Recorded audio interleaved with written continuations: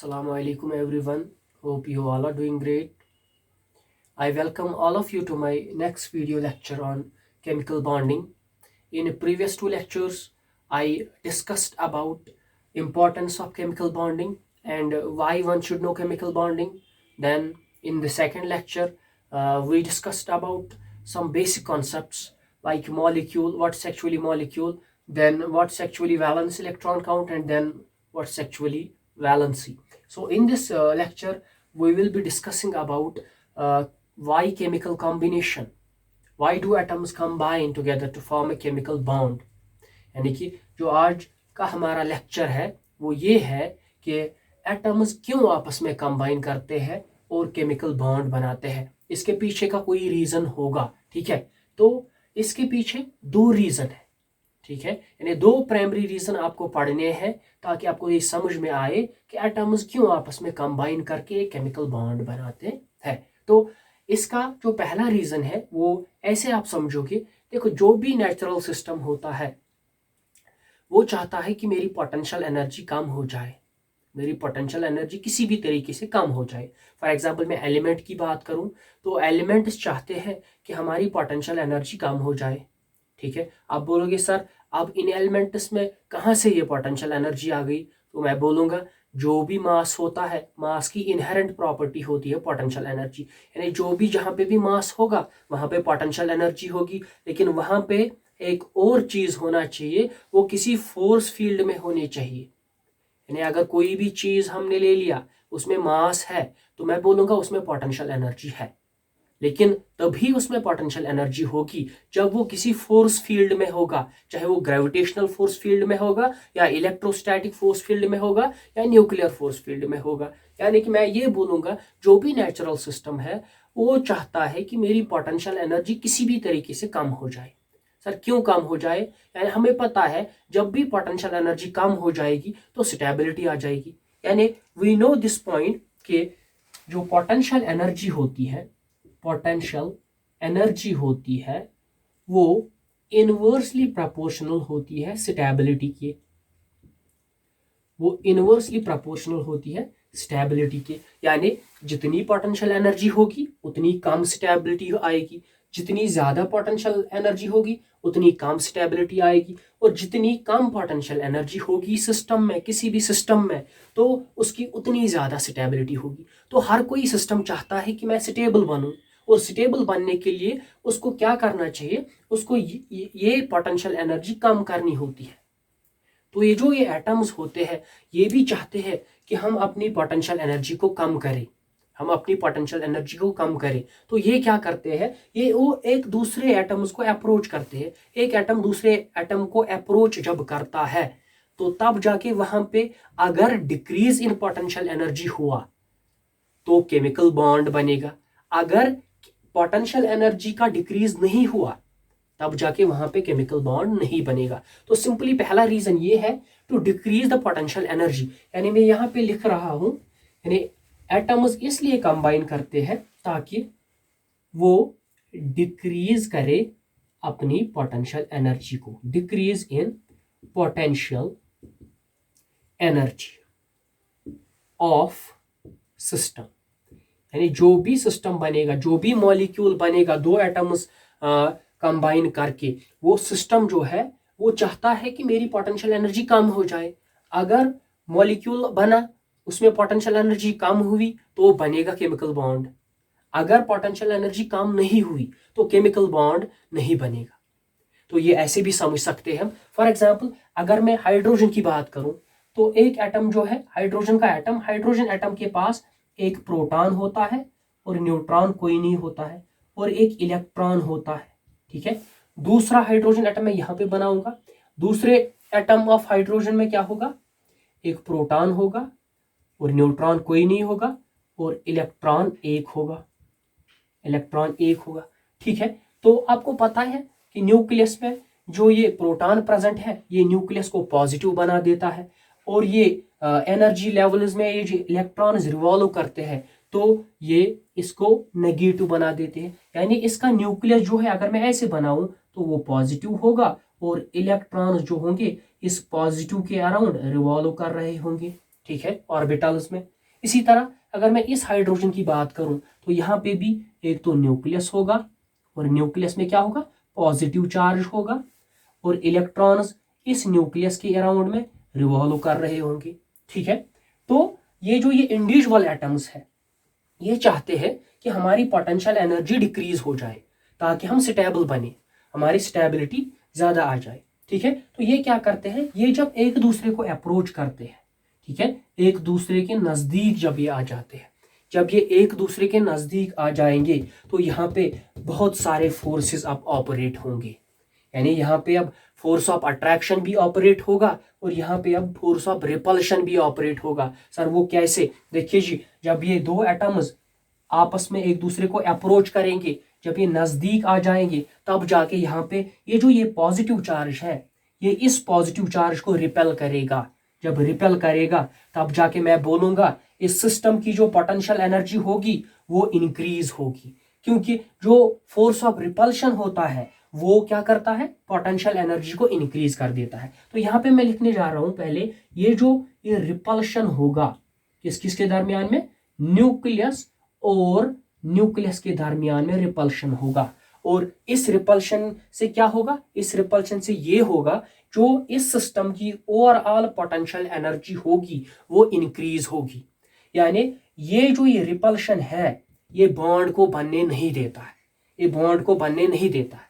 और दूसरा जो यहाँ पे फोर्स ऑपरेट करेगा वो इन इलेक्ट्रॉन के दरमियान ऑपरेट करेगा।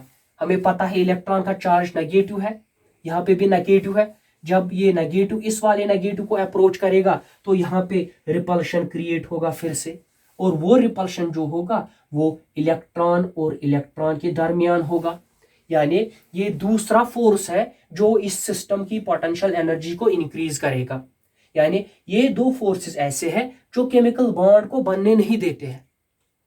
अब लेकिन बेटा जो तीसरा फोर्स होता है ना वो इन दो फोर्सेस से ज्यादा होता है, वो डोमिनेट करता है इन दो फोर्सेस को। वो तीसरा फोर्स कौन होता है, वो ये होता है, ये जो न्यूक्लियस होता है इसका पॉजिटिव चार्ज होता है और इसके इलेक्ट्रॉन का नेगेटिव चार्ज होता है। तो यहाँ पे इस पॉजिटिव और इस इलेक्ट्रॉन के बीच में कौन सा फोर्स एग्जिस्ट करेगा, फोर्स ऑफ अट्रैक्शन एग्जिस्ट करेगा, है ना। यानी ये जो एटम फर्स्ट है इसका जो न्यूक्लियस है वो पॉजिटिवली चार्जड है और एटम सेकंड का जो इलेक्ट्रॉन है वो नेगेटिवली चार्जड है। यानी ये दो आपस में फोर्स ऑफ अट्रैक्शन दिखाएंगे। ठीक है, इसी तरह इस एटम का पॉजिटिव चार्ज जो है वो इस एटम के इलेक्ट्रॉन को अट्रैक्ट करेगा। यानी यहाँ पे फोर्स ऑफ अट्रैक्शन फिर से आएगा।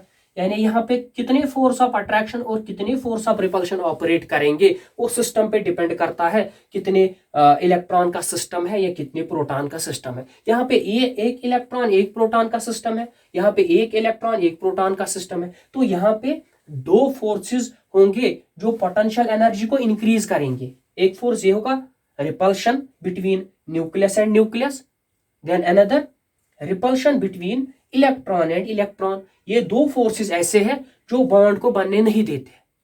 और अगर मैं इनकी बात करूं फोर्स ऑफ अट्रैक्शन की, और दो फोर्सेस यहाँ पे ऐसे हैं जो केमिकल बॉन्ड बनाना चाहते हैं, जो इस सिस्टम को स्टेबल बनाना चाहते हैं, वो ये है इसका प्रोटॉन और इसका इलेक्ट्रॉन और इसका प्रोटॉन और इसका इलेक्ट्रॉन। तो बच्चे आपको पता ये है कि अगर फोर्स ऑफ अट्रैक्शन ज्यादा होगा किसके लिहाज से, अगर force of attraction force of repulsion से ज्यादा होगा तब जाके क्या होगा, यहाँ पे बॉन्ड बनेगा। यानी ओवरऑल जो पोटेंशियल एनर्जी है वो सिस्टम की कम हो जाएगी with respect to individual atoms.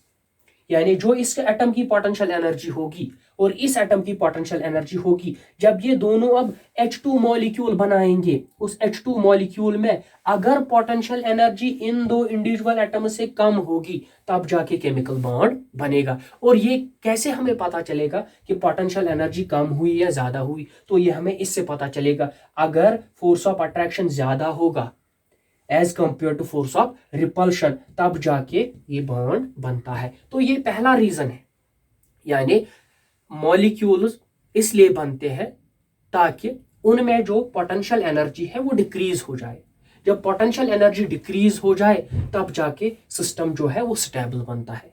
तो ये रीजन नंबर फर्स्ट है केमिकल कॉम्बिनेशन का। यानी हम ऐसे भी बोल सकते हैं atoms do combine only and only if there will be decrease in potential energy of the system. यानी एटम्स तभी कंबाइन करेंगे एक दूसरे के साथ जब वहां पे क्या होगा, डिक्रीज होगी पोटेंशियल एनर्जी की।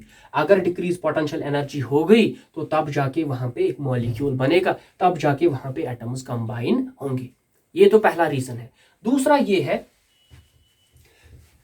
दूसरा ये है जो लेविस ने दिया था और उसने उसका नाम दिया था ऑक्टेट रूल। यानी मैं यहां पे लिख रहा हूं लेविस ऑक्टेट रूल।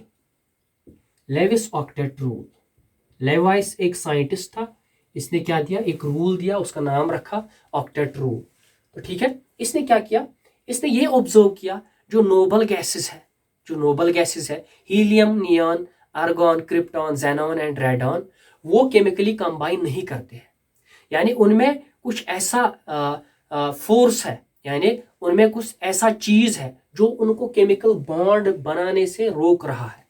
ठीक है, वो क्या था, वो हम सबको पता है, उनकी जो आउटर मोस्ट शेल है यानी वैलेंस शेल है वो कंप्लीटली फिल्ड है, उसमें बराबर 8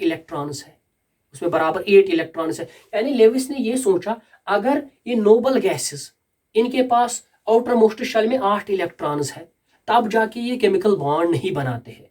अगर मैं ऐसा कुछ करूं कि एटम्स दो को कंबाइन करूं और इन दो एटम्स में एक ऐसा चीज आ जाए कि इसमें भी 8 इलेक्ट्रॉन आ जाए और इसमें भी 8 इलेक्ट्रॉन आ जाए, तब जाके ये सिस्टम होगा ये स्टेबल होगा।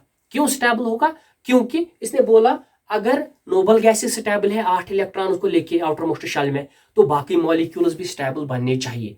तो ये सच था कि बाकी मॉलिक्यूल जो है वो भी क्या करते हैं, वो भी स्टेबल हो जाते हैं जब उनकी आउटर मोस्ट शेल में 8 इलेक्ट्रॉन आ जाते हैं। तो हमें ये पता है कि जो नोबल गैसेस